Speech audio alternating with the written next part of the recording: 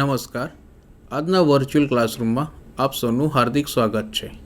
આજે આપણે આઈટીએમાં ચાલતા ડ્રાફ્ટ્સમેન સિવિલ ટ્રેડ અંતર્ગત કર્વ્સ, ટાઇપ્સ અને ડિઝાઇનેશન વિશે તાલીમસર માહિતી લઈશું. કર્વ, ટાઇપ્સ અને ડિઝાઇન એનો પરિચય લઈએ. દેશમાં સીધા ધોરીમાર્ગો હોય તેવું વ્યવહારુ અથવા શક્ય નથી. વિસ્તારની સુરક્ષા, સાંસ્કૃતિક ભય અથવા અન્ય અનિવાર્ય કારણોસર તેના સંરેખણને દિશામાં થોડો ફેરફાર કરવાની જરૂર પડે છે. જેમ કે દિશામાં એવો ફેરફાર તીક્ષ્ણ ખૂણાઓમાં થઈ શકતો નથી, પરંતુ જરૂરિયાત મુજબ ધીરે ધીમે સીધા વળાંકોને આપી શકાય છે. વળાંક કર્વ્સ રેલવે અથવા હાઈવેની ગોઠવણી અનુસાર નિયમિત વળાંક અથવા વળાંકવાળા માર્ગને જોડવા માટે વળાંક આપવામાં આવે છે. વળાંક કાં તો ગોળાકાર, પેરાબોલિક અથવા સર્પાકાર હોઈ શકે છે અને તે હંમેશા તેની સીટો પર બે દિશામાં સીધો સ્પર્શ કરે છે. વક્રતા પ્રદાન કરવાની જરૂર. રસ્તાની રચના અથવા ઢાળમાં ફેરફાર માટે નીચેના કારણો આપવામાં આવ્યા છે. દેશની ટોપોગ્રાફી પ્રમાણે રોડ બનાવવા, કિંમતી જમીન બચાવવા માટે, અતિશય કટિંગ અને ભરવા બચાવ માટે, કેટલીક મહત્ત્વપૂર્ણ રચનાઓ બચાવવા માટે, હાલની રસ્તાઓ, પુલ વગેરેનો ઉપયોગ કરવો, ચોક્કસ જગ્યાએ પ્રવેશ આપવા માટે. વળાંકના પ્રકાર. એક આડો વળાંક છે. રસ્તાની મધ્ય રેખાની દિશા બદલવા માટે વળાંક આપવામાં આવે છે. આડી વળાંકની લઘુત્તમ ત્રિજ્યા રસ્તા માટે પરવાનગી આપેલ ડિઝાઇન ઝડપ પર આધારિત છે. વિવિધ વિસ્તારના રસ્તાઓની વિવિધ શ્રેણી માટે લઘુત્તમ ત્રિજ્યાનું મૂલ્ય IRC દ્વારા ભલામણ કરેલ કોષ્ટક હાઈવેની ગોઠવણી માટે નીચેના પ્રકારના આડા વળાંકનો ઉપયોગ કરવામાં આવે છે. વળાંકના પ્રકાર: સરળ વળાંક, સંયોજન વળાંક, વિપરીત વળાંક અને સંક્રમણ વળાંક. વળાંકના પ્રકાર: પહેલો છે સરળ વળાંક. તે એક જ ત્રિજ્યાના એક ચાપનો બનેલો ગોળાકાર વળાંક છે. તે સીધા AB અને BC બંનેની સ્પર્શક છે. જેમ કે આપણે આકૃતિમાં જોઈએ તો AB અને BC એ સીધું જે છે એના વળાંક અડે છે.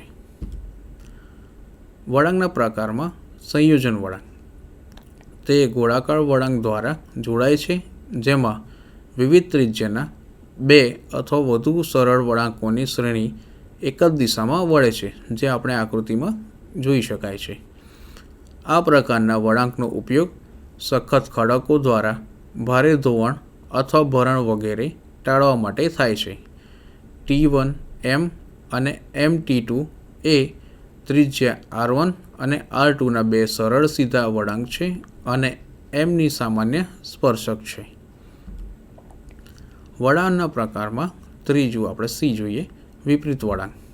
તે એક ગોળાકાર વળાંક છે જેમાં સમાન અથવા અલગ અલગ ત્રિજ્યાના બે સીધા વળાંકો હોય છે જે વિરુદ્ધ દિશામાં વળે છે. આ પ્રકારનો વળાંક પર્વતીય વિસ્તારોમાં આવતા ધોરીમાર્ગો માટે યોગ્ય છે. T1 અને T1T2 બે સરળ વળાંકોનો સંદર્ભ લો કે જે T1 માટે સામાન્ય સ્પર્શક ધરાવે છે અને તેમની મધ્ય રેખા વળાંકની વિરુદ્ધ હોય છે. વળાંકના પ્રકારમાં 4. સંક્રમણ વળાંક. ત્યાં તે સંક્રમણ વળાંક છે જેની ત્રિજ્યા છે જે સ્પર્શ બિંદુ પર અનંતથી ઘટીને વળાંકો માટે ત્રિજ્યા બિંદુ સુધી પહોંચે છે. આ પ્રકારના વળાંક સામાન્ય રીતે ધોરીમાર્ગમાં સીધા અને ગોળાકાર વળાંકો હેઠળ આપવામાં આવે છે, જેથી રસ્તાની ગોઠવણીની દિશામાં સરળ અને ક્રમશઃ ફેરફાર થાય છે. ટ્રાન્ઝેક્શન વળાંક પ્રદાન કરતા ઉદ્દેશો. ગોળાકાર વળાંકો અને ગોળાકાર વળાંકોથી સીધા રસ્તાઓ પર ધીમે ધીમે અને સરળ સંક્રમણ પ્રદાન કરવા માટે પ્રદાન કરવામાં આવે છે. શૂન્યથી સ્પર્શક બિંદુ સુધી વધતા વળાંકમાં ક્રમિક પરિવર્તન પ્રદાન કરવા માટે તેમના જંકશન બિંદુ પર એક ગોળ વળાંક આપવામાં આવે છે. ગોળાકાર વળાંકની શરૂઆતમાં ડિઝાઇન કરાયેલ સુપર એલિવેશન અને પેવમેન્ટ વધારાની પહોળાઈ પૂરી પાડવા માટે આપવામાં આવે છે. રસ્તાના બ્યુટિફિકેશનમાં વધારો કરવો. ટ્રાન્ઝેક્શન વળાંકના પ્રકાર. નીચેના પ્રકારના વૃત્તકાર સામાન્ય રીતે આડી ગોઠવણીમાં આપવામાં આવે છે. લેમિનિસ્કેટ, સ્પર્કાકાર, સર્પાકાર, શંક્વાકાર પેરાબોલા. 3 વળાંકોનો આકાર ફિગરમાં બતાવેલ છે એ પ્રમાણે ગોળાકાર છે. IRC હાઈવેની આડી ગોઠવણીમાં ઉપયોગ માટે ભલામણ કરેલ છે. ટ્રાન્ઝેક્શન વળાંકના પ્રકારમાં વર્ટિકલ વળાંક. હાઈવેની ઊભી ગોઠવણીની વિવિધ પહોળાઈઓ આંતરછેદો પર એક વર્ટિકલ વળાંક આપવામાં આવે છે. તેને સરળ વર્ટિકલ પ્રોફાઇલ કન્સ્ટ્રક્શન માટે રજૂ કરવામાં આવ્યું છે અને આ રીતે હાઈ સ્પીડ વાહનો માટે ગ્રેડિયન્ટ્સમાં ફેરફાર ઓછો થાય છે. વર્ટિકલ વળાંકના પ્રકાર. વર્ટિકલ વળાંકના 2 પ્રકાર છે. એક શિખર વળાંક અને 2 ખીણ વળાંક. એમાં આપણે જોઈએ શિખર વળાંક. શિખર વળાંક એ ઊભી વળાંક છે જેમાં બહિર્મુખતા ઉપરની તરફ હોય છે. કેન્દ્રત્યાગી બળ ગુરુત્વાકર્ષણ સામે ઉપરની તરફ કાર્ય કરે છે, જ્યારે ઝડપી ગતિશીલ વાહન ટોચના વળાંક સાથે આગળ વધે છે અને મુસાફરોને અસુવિધાનો કોઈ પ્રશ્ન રહેશે નહીં. શિખર સુધીની લંબાઈને ડિઝાઇન કરતી વખતે સ્ટોપિંગ ડિસ્ટન્સ અને ઓવરટેકિંગ ડિસ્ટન્સ અલગથી ધ્યાનમાં લેવામાં આવે છે. હવે જોઈએ ખીણ વળાંક. ખીણ વળાંક એ ઊભી વળાંક છે જે નીચે તરફ બહિર્મુખ છે. તેને સેગ કર્વ પણ કહેવામાં આવે છે. ખીણના વળાંકમાં વાહનના પોતાના વજન ઉપરાંત કેન્દ્રીય પ્રેશરેલું બળ સસ્પેન્શન પર દબાણ બતાવવા ઉપરાંત નીચેની તરફ કાર્ય કરે છે. તેથી ખીણના વળાંકની ડિઝાઇન કેન્દ્રીય ડાયવર્ઝન પસંદગીના પરિવર્તનના સ્વીકાર્ય દર બનાવવામાં આવે છે. આ આપણે જોઈએ તો વર્ટિકલ વળાંકના પ્રકારની આકૃતિ છે, જેમાં deflection angle, apex distance, angle of intersection, point of transition, જે બધું વગેરે અંદરથી આપણે જોઈ શકાય છે. વર્ટિકલ વળાંકના પ્રકાર. પાછળની સ્પર્શક. તો સ્પર્શક T1, સ્પર્શક T, I થી T વળાંકના પ્રારંભિક બિંદુને પાછળની સ્પર્શક બિંદુ કહેવામાં આવે છે. હવે આગળની સ્પર્શક. સ્પર્શક IT2 પર T2 વર્તુળના અંતિમ બિંદુને આગળ સ્પર્શક કહેવાય છે. આંતરછેદ બિંદુ. જે બિંદુ આગળની સ્પર્શક પીઠને મળે છે અને પાછળની સ્પર્શક આગળને મળે છે તેને આંતરછેદ બિંદુ કહેવામાં આવે છે. આંતરછેદ કોણ. પાછળની સ્પર્શક IT1 અને આગળની સ્પર્શક વચ્ચેનો કોણ એ વળાંકના આંતરછેદ કોણ કહેવામાં આવે છે. તે કાં તો જમણે કે ડાબે હોઈ શકે. પ્રારંભ બિંદુ. બિંદુ T1 જ્યાં વળાંક પાછળના સ્પર્શકમાંથી ઉદ્ભવે છે તેને વળાંકનો પ્રારંભિક બિંદુ કહેવામાં આવે છે. તેને ક્યારેક વળાંકના બિંદુ તરીકે ઓળખવામાં આવે છે. સ્પર્શેન્દ્રિય બિંદુ. બિંદુ T2 જ્યાં વળાંકના સંયુક્ત પર સ્પર્શક હોય છે તેને સ્પર્શક બિંદુ કહેવામાં આવે છે. વળાંક પરના કોઈપણ બિંદુએ વિચલન કોણ. વિરામ સ્પર્શક અને વળાંક પરના તે બિંદુએ પ્રારંભિક બિંદુ સાથે જોડતા તાર વચ્ચેના કોણને વિચલન બિંદુ કહેવામાં આવે છે. 7a કોણના વિચલન બિંદુ IT1 એ છે જે સામાન્ય દ્વારા સૂચવવામાં આવે છે. સ્પર્શક અંતર આંતરછેદના બિંદુ અને વળાંકના પ્રારંભિક બિંદુ વચ્ચે અંતર અથવા આંતરછેદ બિંદુ અને સ્પર્શક વચ્ચેના અંતરને સ્પર્શક અંતર કહેવામાં આવે છે. વળાંકની લંબાઈ વક્રની સ્પર્શક બિંદુ સુધીની કુલ લંબાઈને વળાંકની લંબાઈ કહેવામાં આવે છે. લાંબી તાર સ્પર્શક બિંદુ અને પ્રારંભિક બિંદુને જોડતી તારને લંબાઈ કહેવામાં આવે છે. મધ્ય સંકલન વળાંકના મધ્ય બિંદુ અને લાંબા તારની બેઠકને મધ્ય ઓર્ડિનેટ કહેવામાં આવે છે. સામાન્ય જીવા બે સળંગ ડટ્ટા વચ્ચેના તારને સામાન્ય તાર કહેવામાં આવે છે. ઉપજીવા જ્યારે સામાન્ય તાર કરતાં નાનો હોય છે ત્યારે તેને ઉપર તાર કહેવામાં આવે છે. તે ઉપજીવા સામાન્ય રીતે વળાંકની શરૂઆતમાં હોય છે અને વળાંકના અંતમાં હોય છે. સર્વોચ્ચ અંતર આ સરળ શિરોબિંદુ વચ્ચેનું અંતર છે. IRC અનુસાર આડા વળાંકની ત્રિજ્યા માટે આપણે જોઈએ કે minimum radius of horizontal curve એના મીટર છે, જેમાં રનિંગ અને બધું બતાવેલ છે. આમાં બતાવેલ છે નેશનલ એન્ડ સ્ટેટ હાઈવેમાં રૂલિંગ પ્લેન ટેરેટન કેટલું જોઈએ, રૂલિંગ ટેરેટન કેટલું જોઈએ, માઉન્ટેન ટેરેટન કેટલું જોઈએ અને સ્ટીપ ટેરેટન કેટલું જોઈએ. તો આની અંદર બતાવેલ છે national and state highway, major district road, other district road અને વિલેજ રોડ, કે જેમાં પ્લેન ટેરેટન અલગ અલગ હોય, જેમાં રૂલિંગ ટેરેટન અલગ અલગ છે અને માઉન્ટેન ટેરેટન અલગ અલગ છે અને સ્ટેપ ટેરેટન અલગ અલગ છે. લાંબી જીવાનો સેગમેન્ટ અને ક્રમિક સરળ વળાંકો દ્વારા લાંબી જીવાનું સરભળ.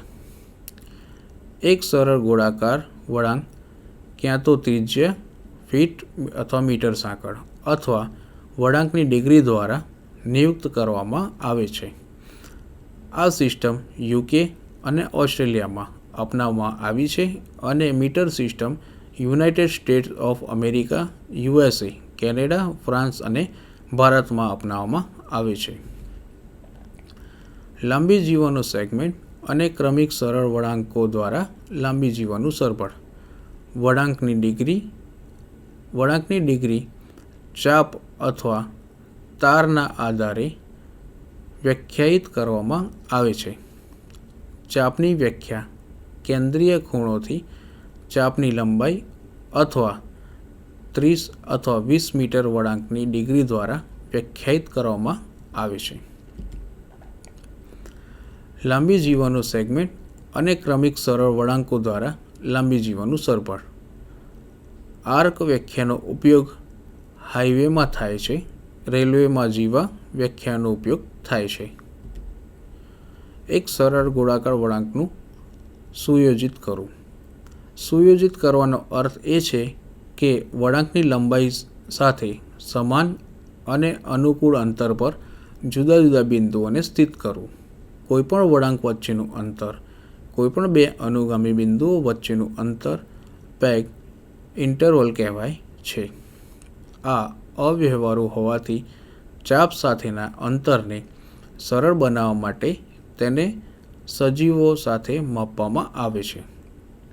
વધુમાં જો તારની લંબાઈ વળાંકની ત્રિજ્યાના 1/20 કરતાં ઓછી હોય તો તારની લંબાઈ ચાપની લંબાઈ જેટલી હોય છે. સામાન્ય પેગ અંતરાલ 20 અથવા 30 મીટર હોય છે, પરંતુ તીક્ષ્ણ કામ માટે ઘટાડી શકાય છે. ધારો કે T એ વળાંક m+n જ્યાં m સાંકળ અને n લિંક હોય છે તેની બિંદુ સાંકળ બનાવવા દો. પછી વળાંક પરનો પ્રથમ બિંદુ M+1 સાંકળમાં હશે. પ્રથમ સજીવ સ્ટેન દ્વારા અનુસરવામાં આવશે જેથી પ્રથમ બિંદુને સંપૂર્ણ સ્ટેશન બનાવી શકાય. જો ચેનલ T1 એ M છે તો પ્રથમ જીવા છે કારણ કે એક સરળ જીવા છે.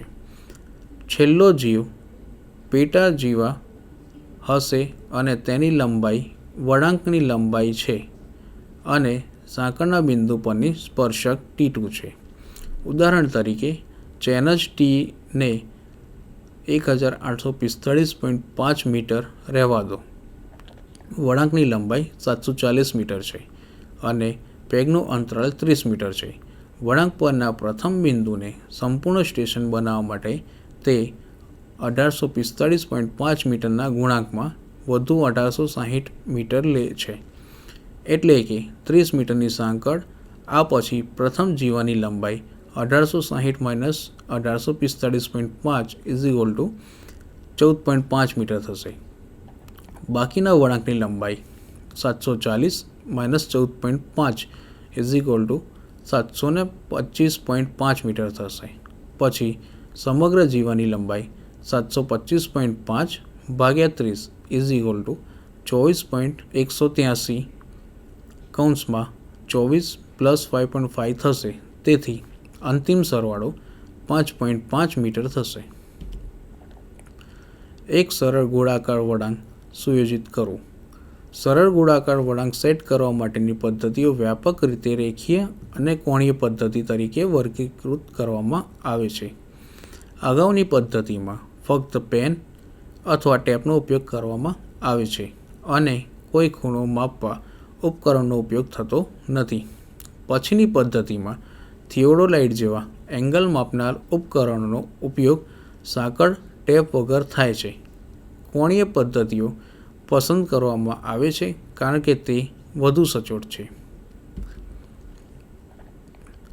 ફિલ્ડમાં વળાંક સેટ કરતા પહેલાં P, I, PC અને સ્પર્શક PT ના બિંદુ ખાતે સ્થિત હોય છે. થિયોડોલાઇટનો ઉપયોગ કરી વળાંક સેટ કરતી વખતે સૌપ્રથમ PIની સ્થિતિ અને થિયોડોલાઇટ સ્થાપિત થાય છે અને પછી સમતળ કરવામાં આવે છે. ટેલિસ્કોપને એક બાજુ સીધું નિર્દેશિત કરવામાં આવે છે અને 1800માં સેટ કરવામાં આવે છે. ટેલિસ્કોપને પછી બીજી સીધી તરફ ફેરવવામાં આવે છે. થિયોડોલાઇટના આડા સ્કેલ પર વાંચીને વિચલન કોણ નોંધી શકાય છે. રેખીય પદ્ધતિ. એક સરળ ગોળાકાર વળાંક સ્થાપિત કરવા માટે વિવિધ રેખીય પદ્ધતિઓ છે. લાંબી જીવાથી ઓફસેટ, સ્પર્શકને કાટખૂણે ઓફસેટ, સ્પર્શકથી ત્રિજ્યા ઓફસેટ અને આર્કના ક્રમિક ખંડોમાં જીવા દ્વારા ઓફસેટ. વળાંક સ્થાપિત કરવા માટે નીચેની કોણીય પદ્ધતિનો સામાન્ય રીતે ઉપયોગ થાય છે. ડાયવર્જન્સ એંગલ માટે રેન્કિંગ પદ્ધતિ એક થિયોડોલાઇટ પદ્ધતિ છે. 2 થિયોડોલાઇટ પદ્ધતિ અને ટેકોમેટ્રિક પદ્ધતિ. એક સરળ ગોળાકાર વળાંક સુયોજિત કરો. રેવિયન ઓપરેશન ઉપયોગ કરી ગોળાકાર વળાંક સ્થાપિત કરવાની આ એક સરળ પદ્ધતિ છે. સ્પર્શક બિંદુ T1, T2 સ્થાપિત કર્યા પછી લાંબા તારની લંબાઈ માપવામાં આવે છે. લાંબી તાર T1, T2 ને D વડે વિભાજિત કરવાની બીજી પરંપરાગત પદ્ધતિ છે. ક્ષેત્ર કામગીરી. લાંબા તારથી ઓફસેટ સાથે ગોળાકાર વળાંક સેટ કરવા માટે નીચેના પગલાં ભરવા જોઈએ. T1 અને T2 રેન્જિંગ રોડ ઇન્સ્ટોલ કરો. લાંબી દોરી T1, T2ની યોગ્ય લંબાઈને સામાન્ય ભાગો વિભાજિત કરો. તારના મધ્યબિંદુથી આ અંતરની ઓફસેટની લંબાઈ ગણતરી કરવા માટે ઓપ્ટિકલ સ્ક્વેરની મદદથી ઊભી રીતે ઊભા રહો અને ગણતરી કરેલ ઓફસેટ લંબાઈને માપો અને ઊભી રેખાઓ સાથે વળાંકના જરૂરી બિંદુને ઠીક કરો. આડા વળાંકો પર પેવમેન્ટનું પહોળું કરવું. આડા વળાંક પેવમેન્ટનું વિસ્તરણ. વાહન સખત વ્હીલ બેઝ હોય છે અને માત્ર આગળનું અથવા સ્ટિયરિંગ વ્હીલ ફરે છે. આમ રસ્તાના વળાંકવાળા ભાગ પર સ્ટિયરિંગ વ્હીલ પરિવહન માર્ગની પહોળાઈની બાજુ તરફ વળેલું હોય છે. વાહન દ્વારા લેવાયેલ પરિવહન માર્ગની પહોળાઈ કરતાં વધારે હોવું જોઈએ. આથી આડી વળાંક પરની ત્રિજ્યા લગભગ 300 મીટર કરતાં ઓછી છે. ફૂટપાથની વધારાની પહોળાઈ સામાન્ય રીતે પૂરી પાડવામાં આવે છે અને યાંત્રિક વિસ્તરણ તરીકે ઓળખવામાં આવે છે અને આકૃતિમાં બતાવ્યા પ્રમાણે શામક રીતે કાર્ય કરી શકે છે. રસ્તા યાંત્રિક પહોળા કરવાની વિચારણા રહેતી હોય છે. આડા વળાંકો પર પેમેન્ટ પહોળું કરવું. 1 લેન અને 2 લેન પેમેન્ટ માટે ટેબલ IRC દ્વારા ભલામણ કરેલ છે. વધારાની પહોળાઈ સૂચવે છે. મલ્ટીલેન પર વધારાની પહોળાઈ શોધવા માટે દરેક મલ્ટીલેન રોડની વધારાની લેન માટે 2 લેન રોડની વધારાની પહોળાઈ ઉમેરવામાં આવે છે. આડી બાજુઓના પેમેન્ટ માટે વધારાની પહોળાઈ પ્રત્યેક રોડ સાથે જોડવામાં આવે છે. આપણે બાજુમાં આ જે કોષ્ટક છે જે extra width of payment of horizontal curves માટેનો છે કે એની રેડિયસ કર્વ કેટલું હોવું જોઈએ, 2 લેન માટે કેટલું જોઈએ અને સિંગલ લેન માટે કેટલું જોઈએ. તો અપ ટુ 20 એટલે કે 20 મીટર સુધી 1.5 મીટર જોઈએ 2 લેન માટે અને સિંગલ લાઇન માટે 0.9. 21 થી 40 મીટર માટે 1.5 મીટર 2 લેન માટે અને 0.6 સિંગલ માટે. પછી 41 થી 60 મીટર માટે 1.2 મીટર 2 લેન માટે જોઈએ અને 0.6 મીટર સિંગલ માટે જોઈએ. 61 થી 100 મીટર હોય તો 2 લેન માટે 0.9 અને સિંગલ માટે 0 નીલ થઈ ગયું છે. 5 નંબર 101 થી 300 મીટર જેમાં 2 લેન માટે 0.6 અને સિંગલ લેન માટે નીલ થઈ ગયું છે અને 300 મીટરથી વધારે હોય તો 2 લેન તથા સિંગલ લેન બંને માટે નીલ હોય છે. આડા વળાંકો પર પેમેન્ટનું પહોળું કરવું. વધારાની પહોળાઈ સામાન્ય રીતે વળાંકની આંતરિક અને બાહ્ય ધાર પર સામાન્ય રૂપે વિતરિત કરવામાં આવે છે, પરંતુ 50 મીટર કરતાં ઓછી ત્રિજ્યા ધરાવતા પહાડી રસ્તાઓના તીક્ષ્ણ વળાંકો પર વધારાની પહોળાઈ માત્ર વળાંકની અંદરની બાજુ જ પૂરી પાડી શકાય છે. વિસ્તરણ સંક્રમણ વળાંકની શરૂઆતમાં શરૂ થવું જોઈએ અને ક્રમશઃ સામાન્ય પ્રમાણમાં વધારો કરવામાં આવે છે, જેથી સંક્રમણ અંતે સંપૂર્ણ વિસ્તરણ પ્રાપ્ત કરી શકાય છે. આપણે આજે કર્વ્સ, ટાઇપ્સ અને ડિઝાઇન વિશે તાલીમ સહ માહિતી લીધી, જે આપ સૌને શાંતિથી સાંભળ્યું એ બદલ આભાર.